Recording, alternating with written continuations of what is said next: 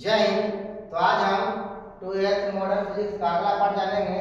इसमें लिखा गया है पीएन संधि या चालक डायोड क्या है, अवक्षय परत या हरासी क्षेत्र क्या है और विभव परिचय किसे कहते हैं।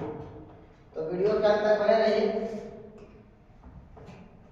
इसमें पहला लिखा गया पीएन जंक्शन, जिसे हम कहते हैं पीएन संधि या अर्धचालक डायोड। पीएन संधि या अर्धचालक डायोड। पीएन संधि के नाम से पता चल रहा होगा कि पी टाइप और एन टाइप अर्धचालक का संधि कर दिया गया, संधि मैंने जोड़ दिया गया। इसमें लिखा भी गया वह संधि जिसके द्वारा पी टाइप तथा एन टाइप अर्धचालक आपस में जुड़ता है उसे पीएन संधि या अर्धचालक डायोड कहते हैं। मैंने इसका परिभाषा है कि वह संधि जिसके द्वारा पी टाइप अर्धचालक और एन टाइप अर्धचालक आपस में क्या करते हैं, जुड़ जाते हैं, उसे ही हम क्या कहते हैं, पीएन संधि कहते हैं या अर्धचालक डायोड कहते हैं। इसका प्रतीक चिन्ह जो इस तरह होता है, इसको कैसे बनेगा, तो आपको क्या करना है, एक गोला इसी बना देना है, गोला के बीच में वो लाइन खींच देना है और इसमें क्या करना है, त्रिभुज बना देना है। त्रिभुज बना के इस त्रिभुज को क्या करना है, रांग देना है, रांग के आगे लकीर खींच देना है। ठीक, इतना खींचने के बाद जो इसमें इधर वाला भाग है, त्रिभुज वाला भाग को कहते हैं पी टाइप अर्धचालक और जो लकीर वाला भाग है इधर कहते हैं एन टाइप अर्धचालक। इसीलिए यही सिंबल यहाँ बनाया गया है। इसका नाम क्या, इसका नाम ही है पीएन संधि, पीएन संधि का परिपथ प्रतीक चिन्ह। ठीक है, आगे देखिए, आगे लिखा गया पीएन संधि को डायोड या डायोड बल्ब भी कहा जाता है। पीएन संधि को डायोड या डायोड बल्ब भी कहा जाता है क्योंकि पीएन संधि का विद्युत लक्षण डायोड के जैसा होता है। कैसा होता है, डायोड के जैसा होता है।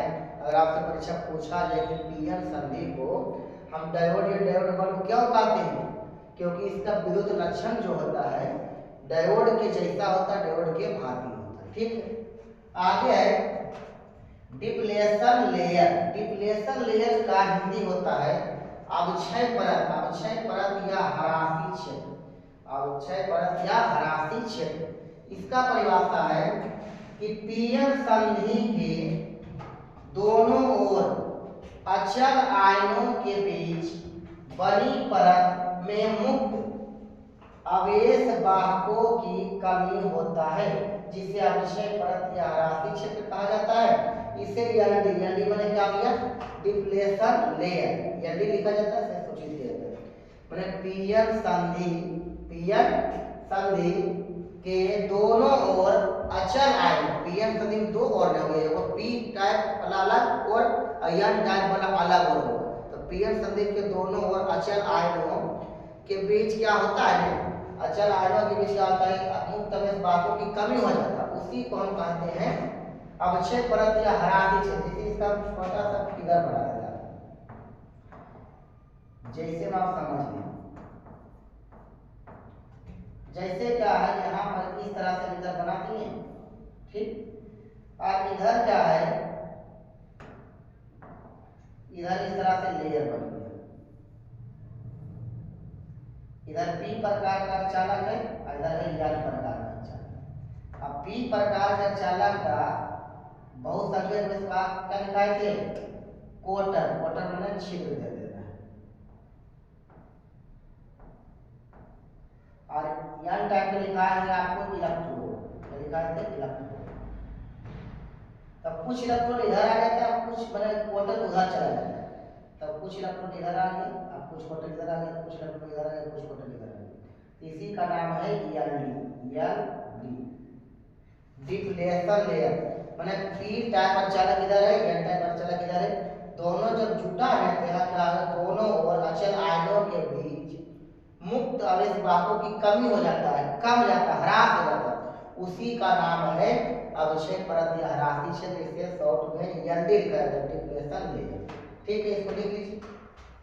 पोटेंशियल बैरियर, इसे कहते हैं विभव परचीर। पोटेंशियल बैरियर या विभव परचीर क्या है, तो लिखा गया पीएन संधि के अवक्षय परत, अवक्षय परत पहले समझा गया, पीएन संधि के अवक्षय परत के सिरों के बीच उत्पन्न विभवांतर को विभव परचीर कहते हैं। पीएन संधि की पीएन संधि जो अवक्षय परत होता है, ह्रासी क्षेत्र होता है, उसी के बीच क्या होता है, विभवांतर उत्पन्न होता है, विभवांतर आरोपित होता है। उसी विभवांतर का नाम है विभव परचीर। यह 0.1 वोल्ट से 0.5 वोल्ट की कोटि का होता है। माने आपसे परीक्षा में पूछा जाएगा विभव परचीर का रेंज होता है, परिसर होता है, प्रास होता है या कोटि होता है, तो बोलना 0.1 वोल्ट से 0.5 वोल्ट तक होता है। इसी दोनों के बीच ये काम करता है। अगला विभव परचीर के वोल्टेज को परचीर वोल्टेज कहते हैं। माने विभव परचीर का जो वोल्टेज होता है, विभव परचीर का जो वोल्टेज होगा उसे क्या कहा जाता है, परचीर वोल्टेज कहा जाता है। ठीक। अगला है परम शून्य ताप। परम शून्य ताप को हम 0 केल्विन या -273 डिग्री सेल्सियस, परम शून्य ताप को मान सकता है 0 केल्विन या -273 डिग्री सेल्सियस पर शुद्ध अर्धचालक की विद्युत चालकता शून्य होती है। इसलिए परम शून्य ताप पर अर्धचालक कैसा, अचालक की जैसा कार्य करता है। तो आपको याद रखना है परम शून्य ताप पर मतलब क्या होगा, शुद्ध अर्धचालक की विद्युत चालकता घट कर क्या हो जाता है, 0 हो जाता है। 0 हो जाएगा चालकता, तो उसमें क्या होगा, चालक का गुण नहीं होगा, तो कौन बन जाएगा, चालक क्या बन जाएगा, अचालक बन जाएगा। परम शून्य ताप पर अर्धचालक क्या बन जाएगा, अचालक। अब परम शून्य ताप पर हमारा शुद्ध अर्धचालक की विद्युत चालकता क्या होगा, 0। परम शून्य ताप का मान कितना, 0 केल्विन या -273 डिग्री सेल्सियस। इसके कई एक नंबरिया बन गया, इसको आप लोग ध्यान रखिए। अगला है अर्धचालक का तापमान गुणांक ऋणात्मक होता है। ये भी कई बार एग्जाम में पूछा गया है। अर्धचालक का तापमान गुणांक होता है, टेम्परेचर कोफिशिएंट क्या होता है, ऋणात्मक होता है। क्यों, क्योंकि ताप बढ़ने पर अर्धचालक का